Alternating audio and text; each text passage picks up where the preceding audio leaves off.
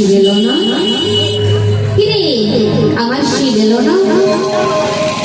তখন সতী বলছে, মা বাবার নিমন্ত্রণ করে না।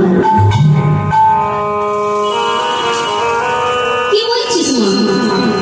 তোর বাবা দীর্ঘবার নিমন্ত্রণ করেছে, তোর স্বামীকে নিমন্ত্রণ, শুধু কি আমার স্বামীকে, আমাকেও নিমন্ত্রণ করেনি মা,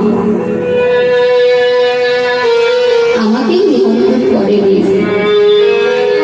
মাইক শুনে কথাবার্তা বলছে, দক্ষ রাজা এসে দাঁড়ালো। সতী,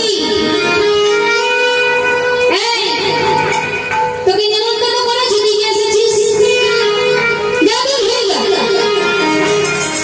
বাবা যাবো, বাবা যাবো, থাকবার জন্য আসি।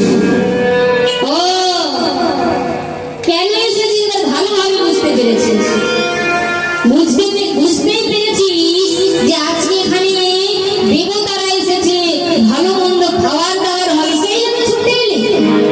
ছি ছি ছি ছি ছি, তোর লজ্জা বলে কিচ্ছু নেই, তোর লজ্জা বলে কিচ্ছু নেই।